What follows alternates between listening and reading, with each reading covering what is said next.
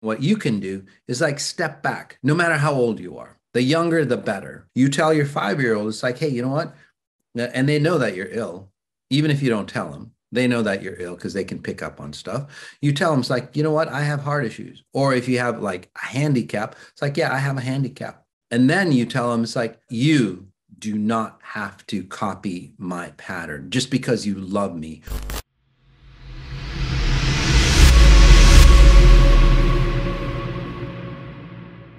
If you yourself or someone that you know and love suffers from a medical condition or a chronic illness, then you know that it is an overwhelming journey to try to heal from that illness or from that medical condition. And we're going to talk today about vibrations and frequency with Masajati. He's a space-time expert and the creator of the XI podcast. And so we're going to talk about how you can use vibration and frequency to be able to help yourself or someone that you love. Yes. Mas, people, we look at, multitude of different illnesses and things that people are going through, and your heart really breaks for anyone who's going through that. How can they utilize frequencies or vibrations? And is it really a realistic path to think that it can actually heal you from those issues? Absolutely. In fact, there's been tens of thousands of individuals who've healed themselves of the craziest diseases, the terminal type diseases and the cancers or the addictions or, the life-threatening patterns that doctors will go and go, you've got X months to live or X weeks to live. And as a last resort, they come to me, okay? And they massively transform. So there's something to it. And by the way, I'm not claiming I cure anybody. Okay. I'm not claiming I heal anybody. And neither should any other person either, including Western medical doctors or anything like that. What real healing is about is awakening your internal dialogue, your internal healing capabilities that you naturally have on the inside. So, and that's what I do best. Okay. I help you awaken your natural healing abilities or your propensity to go, hey, you know what? This cancer is not even mine. This is my father's cancer. This is my father's burdens. Why am I carrying the genetic makeups and the genetic infrastructure of my parents? And why am I suffering, say, their wrath? So once you start to realize that, again, a lot of those healing or medical issues are not yours, that's half the problem. That's half the battle. But you need to understand it at a very deeper level. And this is where XI or the physics of XI, exponential intelligence, comes in. And once you awaken them to that level, or you awaken, say, your life frequency that you're resonating at, you don't have to resonate like your parents, for example. And then this is where people start to actually heal themselves from, again, the strangest diseases. And there's been, gosh, I would say tens and tens of thousands of individuals who've cured themselves of, again, the craziest diseases that people would go, there's no cure for it. There's a cure for it. If you can awaken your inner self, there's a cure for it. Okay. Now, guys, I'm not discrediting the medical community or anything like that. But if you don't awaken that inner core of who you are, your, say, healing genie deep within you, nothing that you do, frequency work or anything else, medical, Western medicine is not going to help you. If a person, let's just use my grandfather as an example. Yes. Does he need to have a true belief in the fact that an awakening, that you have internal abilities, and that if you can awaken those, you can be healed, or that you can go on a path toward some type of healing or improvement in that condition? I guess what I'm asking is, how deep do you have to believe in that being a possibility to start with so that it can work? You don't have to have any belief at all. In fact, some of the best transformational cases is those individuals who go, especially with addictions, is those individuals, their loved ones come. It's like, Mas, my son or so is addicted. We've tried everything, we've tried counseling, we've tried to go to these clinics and so on. We've spent hundreds of thousands and they're still addicted.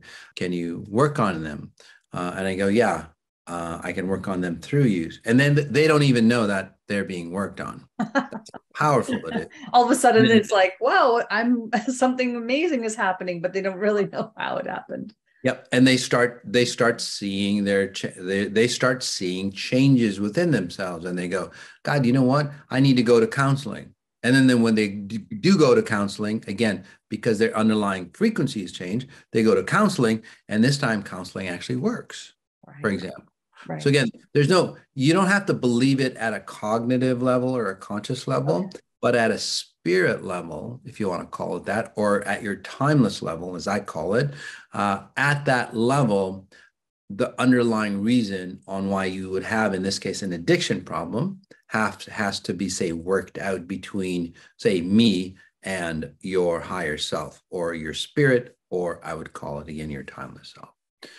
So we have internal abilities that we might not be aware that we even have. We don't necessarily need to cognitively believe that this can help us, but let's move to the next step, which is, what are the steps that people need to take for themselves or their loved ones in order to take advantage of these internal healing abilities that we all have that are remaining dormant? Is it strictly through frequency work, or what are some of the methods that we could use in order to awaken those abilities? The three basic things that you can do without doing anything else, if you just want to observe on how frequencies can, say, change your life, if you're not, say, if you don't believe me, or you just want to find out more, is one of the few things that you can do is, if you're older, look back on how you saw yourself aging. I want to go back to the example of your grandfather. Okay. So, and this is how that progression starts, by the way. They run a pattern of Parkinson's, right? And this is how your genetic makeup works, by the way.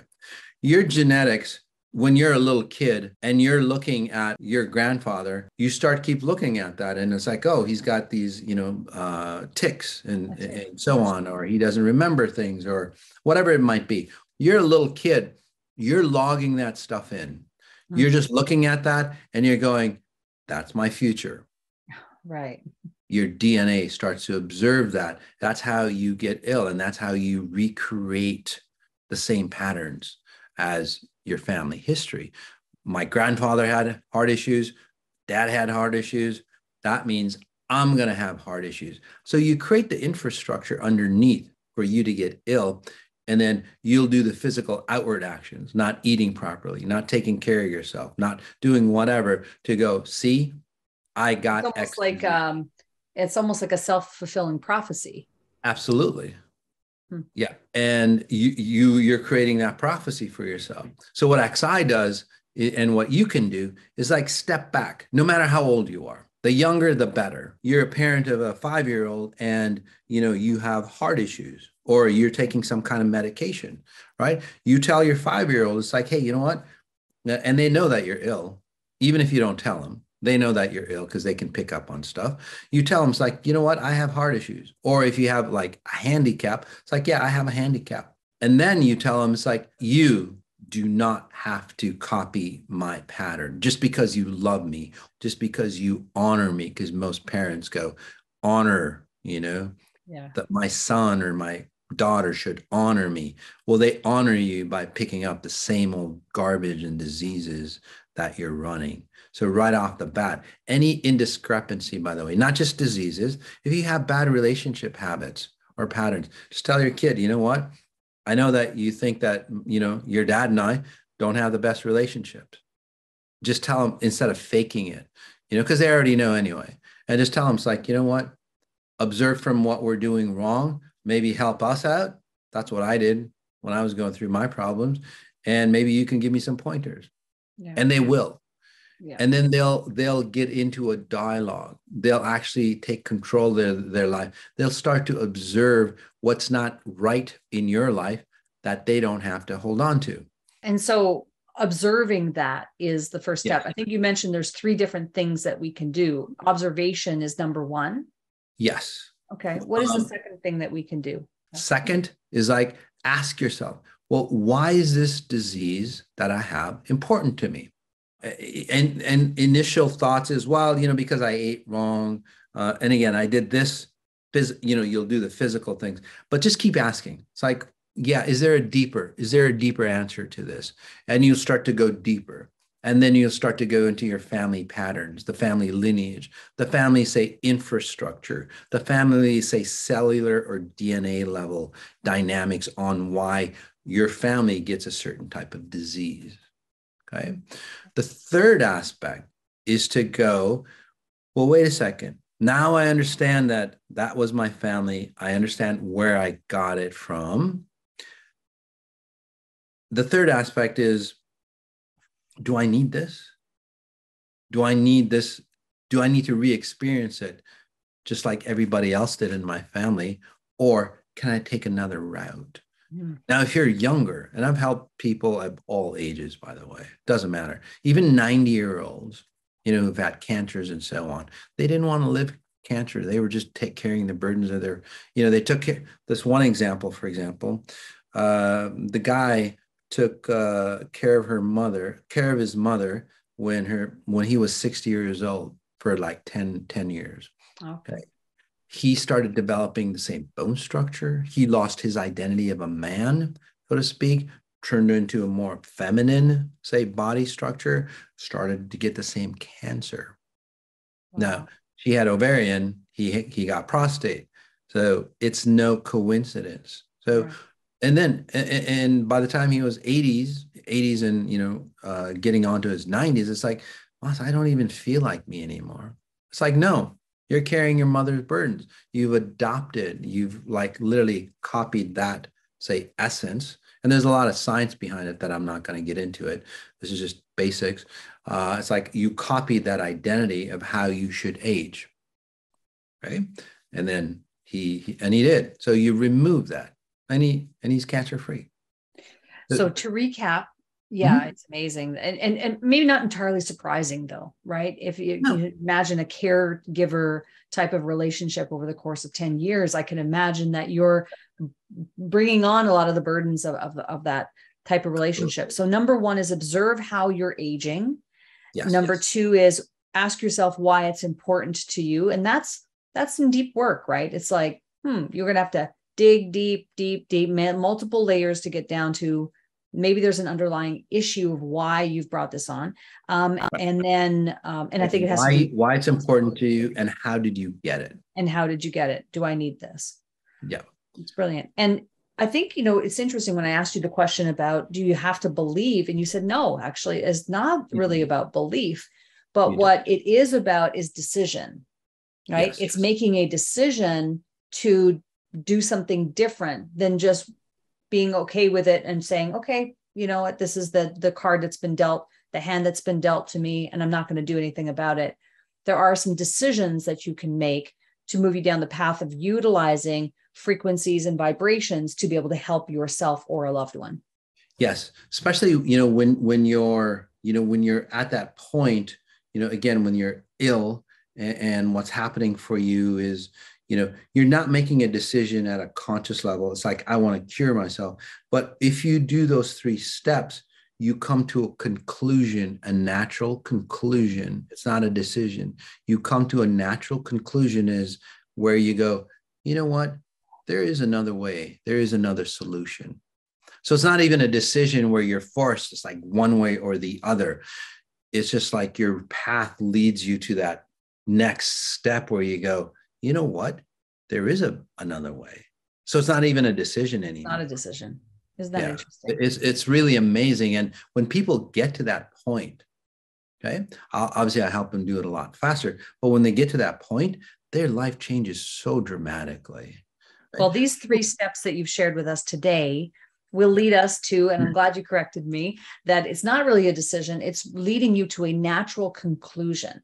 Yes, about how, and then utilizing these frequencies and vibrations for healing or for improvement of whatever condition you might have or chronic illness that you might have is a real thing. And there are many cases that you could cite to prove it. And I know you do a lot of work, on your website and also on your YouTube channel with the XI podcast many, Yes. many different topics around healing, a variety of, I can think of organ transplants. So we've done episodes on that. Oh, So many absolutely. different aspects of it that frequencies and vibrations really help. Especially with young kids, Yeah. PTSD, ADD, ADHD, and it's like these parents, they just don't know what to do. They're up in arms with their kids. It's like, Masa, now I have to take my kid to a mental facility. It's like, I don't want to do that. It's like, no, you don't have to do that. You We've really talked don't. about scoliosis. We've talked So, about yeah. Yeah, so there's many so different many diseases, and nowadays, again, as more and more science goes deeper, because again, I'm not knocking down science or the medical community, but a lot of their treatments aren't working, or they should have, say, better success rates. Right. So they're looking, and that's what science is, looking at better solutions. And nowadays, more and more, say, science or medical facilities, and there's been billions of dollars, invested in it, looking at how frequencies, say, change and transform how you live, not just like a procedure, like a medical procedure, like a surgery, changing something in you. It's about the frequencies that you resonate at. Well, thank you so much for this, Moss. I think this XI podcast is enlightening for a lot of people. And if you're listening or watching right now and you're interested to know more about how you can awaken your own internal abilities, as Moss was just describing, you can send an email to xipodcast@masajati.com and reach out and just say that you'd like to know more, maybe have a discovery call, talk about some of the solutions that are available to you. But Moss, thank you so much for broaching this subject. I think it's an important one that a lot of people will get a lot of value from. Thank you. Thank you.